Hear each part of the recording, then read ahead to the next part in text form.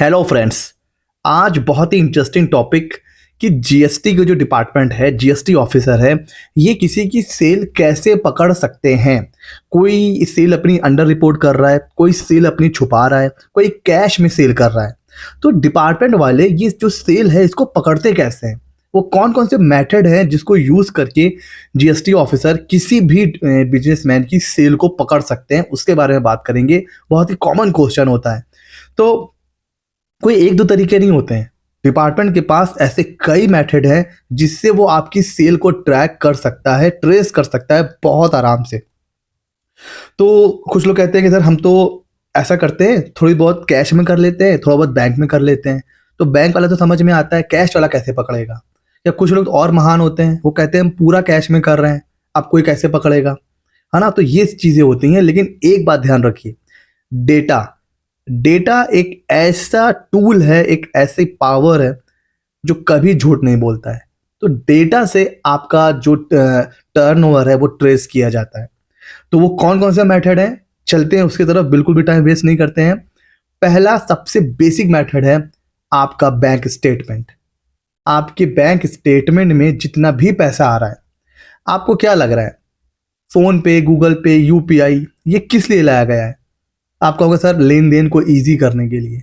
जी नहीं, payment receipts इसको easy करना ये तो मतलब सेकेंडरी उसका पर्पस है। मेन पर्पस ये है यूपीआई पेमेंट्स का, आपके सारे पेमेंट एंड रिसीट को ट्रैक किया जा सके। और आजकल आप बिना यूपीआई के बिजनेस कर ही नहीं सकते हो, ग्रो तो कर ही नहीं सकते हो। ठीक है, आप चला ले जाओगे बिजनेस, वो ठीक है, बट आप ग्रो नहीं कर सकते हो बिना यूपीआई के। तो आपका बैंक स्टेटमेंट आज के टाइम में इतना पावरफुल टूल है ना कि उसको एनालाइज करके और इस मेथड को यूज़ करके कोई भी ऑफिसर आपकी सेल निकाल लेता है कि भाई आपने जो अकाउंट में पैसा आ रहा है और जो आपने जीएसटी के रिटर्न्स फाइल करें, अगर उसमें मिसमैच हुआ तो भाई पेनाल्टी और इंटरेस्ट के लिए तैयार हो जाइए। तो ये सबसे बेसिक मेथड है। अगला मेथड होता है इंडस्ट्री स्टैंडर्ड को एनालाइज करना। ऐसा तो नहीं है कि आप जो भी बिजनेस कर रहे हो, आप इकलौते हो पूरे इंडस्ट्री में, वो प्रोडक्ट बेचने वाले, वो सर्विस बेचने वाले। आपके जैसे और भी हजारों लोग हैं, तो उनका डेटा एनालाइज किया जाता है आपकी सेल निकालने के लिए। फॉर एग्जांपल कोई इंडस्ट्री है, उसमें प्रॉफिट का जो रेशियो चल रहा है वो ऑन एन एवरेज 10% है। उन्होंने क्या किया है, सपोज आप मोबाइल बेचते हो, तो उन्होंने क्या किया, 100 मोबाइल बेचने वालों का डेटा उठाया और देखा कि भाई सब लोग 10% ऑन एन एवरेज प्रॉफिट मतलब चार्ज करते हैं। आपकी परचेज है 1 लाख, तो सेल कितनी होनी चाहिए 10% के हिसाब से, 1,10,000, क्योंकि सभी लोग 10% का मार्जिन लेके चल रहे हैं। बट आप पता चला बेच रहे हो 1 लाख में ही बेच रहे हो। कुछ लोग इतने महान होते हैं, वो ये कहते हैं कि सर हमें अपनी जेब से जीएसटी पे नहीं करना है, जितना 2B में आ रहा है आईटीसी उतनी ही सेल दिखाओ और जीएसटी का रिटर्न सर फाइल कर दो। सर हमें जो है ना अलग से कुछ नहीं पे करना है। कुछ लोग इतने महान होते हैं। तो देखिए भैया, इंडस्ट्री रेशियो के हिसाब से भी आपका डेटा, आपका टर्नओवर वो जो है ना वो ट्रैक हो जाता है। तो सब लोग 10% मार्जिन पे काम कर रहे हैं, आप पता चल रहा है उतने पे ही सेल कर रहे हो, या फिर हो सकता है 1 लाख 1,000, 1 लाख 2,000। तो ठीक है, अगर इंडस्ट्री एवरेज है 10%, आप 8%, 9%, 7% इतना चार्ज कर रहे हो, ठीक है, तब तो डेटा ठीक है आपका। बट अब पता चल रहा है 1% पे आप काम कर रहे हो, 2% पे काम कर रहे हो, तो क्या चैरिटी कर रहे हो क्या आप? तो ये चीजें उठती हैं जब इन्वेस्टिगेशन होता है, तो ये चीजें आपसे पूछी जाती हैं। यहां से देखा जाता है कि भाई आप क्या कर रहे हो, ब्लैक में सेल कर रहे हो। तो ये बड़ा पावरफुल मेथड है। अगला है इनकम टैक्स का क्रॉस चेक। देखिए, डेटा जीएसटी वाले इनकम टैक्स का शेयर करते हैं, इनकम टैक्स वाले जीएसटी के साथ शेयर करते हैं।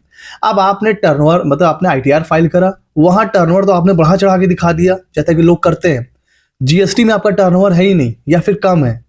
क्या मतलब जीएसटी वाले कहेंगे भाई क्या आपने मुझे क्या पागल समझ रखा है? वहां पे आपका टर्नओवर है भैया 50 लाख 60 लाख, जीएसटी में आपका टर्नओवर है सिर्फ 10 लाख। बाकी जो बीच का डिफरेंस है उसके ऊपर जीएसटी भी जमा करिए, पेनाल्टी भी दीजिए, इंटरेस्ट भी दीजिए, और अगर ज्यादा बड़ा अमाउंट है जेल भी जाइए। तो इनकम टैक्स रिटर्न से भी क्रॉस चेक होता है। अगला है स्टॉक एनालिसिस। वो आपके प्रेमिसेस पे एंटर कर सकता है, आपका स्टॉक एनालिसिस कर सकता है। जैसे अगर उसने आपके बिल उठा लिए, अब बिल में परचेस क्वांटिटी है सपोज 100, आपने जीएसटी में सेल रिपोर्ट करी है 40, तो आपके पास कितना होना चाहिए? सर आपके पास होना चाहिए 60। वो आपका गोडाउन, आपका ऑफिस, जहाँ जहाँ आप रखते हो पूरा ऑडिट करेगा।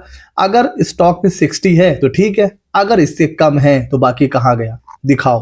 क्या डैमेज हो गया, क्या एक्सपायर हो गया, क्या आपने वापस भेजा, सब प्रूफ आपसे मांगेगा। नहीं प्रूफ कर पाओगे तो बस वो आपकी सेल मानेगा, ये मानेगा कि आप क्या कर रहे हो, सेल को अंडर रिपोर्ट कर रहे हो।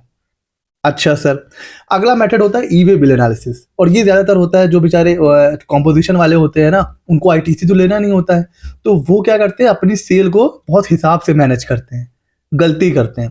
ई वे बिल जनरेट हुआ है, उसको ज़रूर एनालिसिस करिए।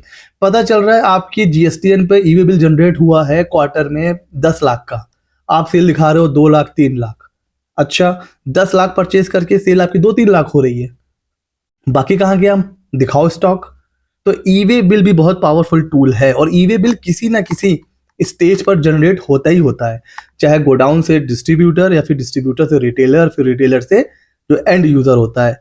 तो ई वे बिल एनालिसिस एक बहुत ही बड़ा और बहुत ही पावरफुल मेथड है। उसके अलावा होता है फाइनेंशियल स्टेटमेंट। कुछ लोग इतने महान अनुभव होते हैं कि वो एकदम नॉमिनल नेट प्रॉफिट डिक्लेयर करते हैं आईटीआर में, 0.1%, 1%, 2%, या फिर सालों से उनका फाइनेंशियल स्टेटमेंट लॉस में चल रहा होता है। यहाँ पर क्वेश्चन ये आता है, एक बात बताइए, परचेज आपकी ठीक चल रही है, सेल ठीक चल रही है, ये हर बार आपको लॉस कैसे हो रहा है? और जब हर साल आपको लॉस हो रहा है तो भाई बिजनेस आप कर क्यों रहे हो, ये बताइए। चल आप कार से रहे हो, घर आपके पास है, सब कुछ है, और आपकी प्रॉफिट और लॉस दिखा रहा है कि आप लॉस में चल रहे हो पिछले 2-3 सालों से। भाई अगर आप लॉस में ही चल रहे हो तो ये लाइफस्टाइल कैसे मेंटेन कर रहे हो आप? और आप बिजनेस कर क्यों रहे हो भाई जब लॉस लॉस हो रहा है? तो यहाँ पर आपका फाइनेंशियल स्टेटमेंट भी मांगा जा सकता है, पिछले 2 सालों का, 3 सालों का, 4 सालों का। तो ये भी एक मेथड है। उसके अलावा थर्ड पार्टी लिंक्स, ये बड़ा इंपॉर्टेंट है। देखिए, किसी और का ऑडिट चल रहा है, पता चला कि उसने आपको सप्लाई करा हुआ है, तो आप भी नपते हो। थर्ड पार्टी लिंक से भी बहुत ज़्यादा हेल्प मिलती है। होता क्या है, सपोज ट्रांसपोर्टर का ऑडिट चल रहा है, उसने क्या कर रखा हुआ है, आपके जीएसटी पे ई वे बिल जनरेट कर रखा है, उसके बाद बिल्टी मिल गई, उसके पास जो है जो ट्रांसपोर्टेशन का बिल वो मिल गया, इनवॉइस मिल गया। अब पता चल रहा है कि उसने तो दिखाया कि आपको सेल करा है, आपको माल दिया है, आपने कहीं उसको शो नहीं करा है परचेज में। तो भाई जब आपने परचेज में शो नहीं करा, इसका मतलब आपने सेल में भी नहीं दिखाया, आपने करा है कुछ घपला। उसी तरह सप्लायर को किसी चीज का नोटिस आया, अब सप्लायर का B2C का ऑडिट चल रहा है, अब वो बताएगा कि मैंने B2C में इनको बेचा है। अब पता चलेगा आपका तो जीएसटी नंबर है, तो फिर B2C में कैसे बेच दिया, या फिर B2B में दिखाएगा तो वहां तो दिखा रहा है कि हाँ मैंने सेल करी है, आपने परचेज में उसको दिखाया ही नहीं है। तो अगर इससे भी नोटिस आती है, यहां से भी आपका सेल ट्रैक हो जाता है। कुछ ऐसी परचेज होती हैं जिनके ऊपर रिवर्स चार्ज लगता है, आपको पता होगा। तो पता चल रहा है कि आपने किसी से परचेज करा है, ठीक, उसकी तो वो सेल हुई, अब वो सेल उसने दिखाया हुआ है आपको, बट आपने आरसीएम नहीं लगाया, ठीक है, या फिर आप उसने आरसीएम में टैक्स पे कर दिया, उससे पूछा गया कि भाई किसने आपको बेचा है, उसने आपका नाम ले लिया, और आपने उस सेल में खुद दिखाया नहीं है, तो यहां पर भी पकड़े जाओगे। ठीक हो गया। तो आरसीएम से भी कुछ लोग पकड़े जाते हैं, और फिर कंपैरिजन विद अदर्स, दूसरे जो आपके सप्लायर हैं, ट्रेडर हैं, उनके साथ भी कंपैरिजन किया जाता है। अब सपोज उसी एरिया में 10 दुकानें और हैं, वो 10 दुकानें सेल कर रहे हैं, कोई 1 करोड़ का, कोई 2 करोड़, कोई 80 लाख, कोई 3 करोड़, आपकी सेल हो रही है बस 5 लाख 10 लाख। तो भाई ये क्वेश्चन उठता है कि जब उस एरिया की बाकी लोग जो सेम प्रोडक्ट बेच रहे हैं वो करोड़ों में सेल कर रहे हैं, आपकी सेल इतनी कम कैसे हो रही है? अगर आप भी सेम प्रोडक्ट बेच रहे हो, वो भी आईफोन बेच रहे हैं, आप भी आईफोन बेच रहे हो यार, उनकी सेल तो बहुत अच्छी चल रही है, आपकी हो ही नहीं रही है, ऐसा कैसे? ब्रांड भी सेम है, सब कुछ सेम है, यहाँ पर डाउट होता है। तो ये मतलब, ये तो मैं आपको बताऊं ना, ये लिस्ट है। इसके अलावा बहुत सी चीजें हैं जिनको ट्रैक किया जाता है, और आपकी सेल आसानी से पता चल जाती है। ठीक है सर। और last but not the least, आखिरी हथियार बचता है इंस्पेक्शन, सर्च और सर्वे। जब सारे मेथड फेल हो जाते हैं तो फिर आता है बारी आपके ऊपर रेड की, फिर रेड की जाती है, फिर आपके घर के ऊपर, आपके ऑफिस में, बिजनेस प्रेमिसेस पे रेड की जाती है। जो कुछ मिलता है सारे बिल खंगाले जाते हैं, सारे रजिस्टर खंगाले जाते हैं, सारे ड्रॉर, सारा आपकी अलमारियां, सब कुछ देखा जाता है। जहां जहां से जो कुछ मिल सकता है वो फिर आपसे पूछा जाता है। हालांकि ये वहां पर नौबत आती है जब केस बहुत बड़ा होता है, 2 4 5 10 लाख रुपए, वो बाकी मेथड से पता चल जाता है।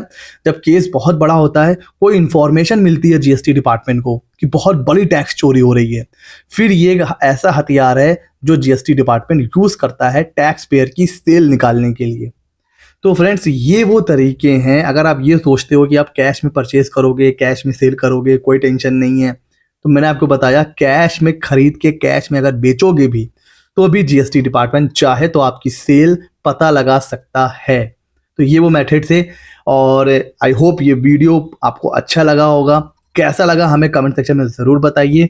ऐसे ही और मज़ेदार और इंटरेस्टिंग टॉपिक्स के लिए हमारे चैनल सीमित 24 को सब्सक्राइब कर लीजिए। मिलते हैं अगले नॉलेजेबल वीडियो में।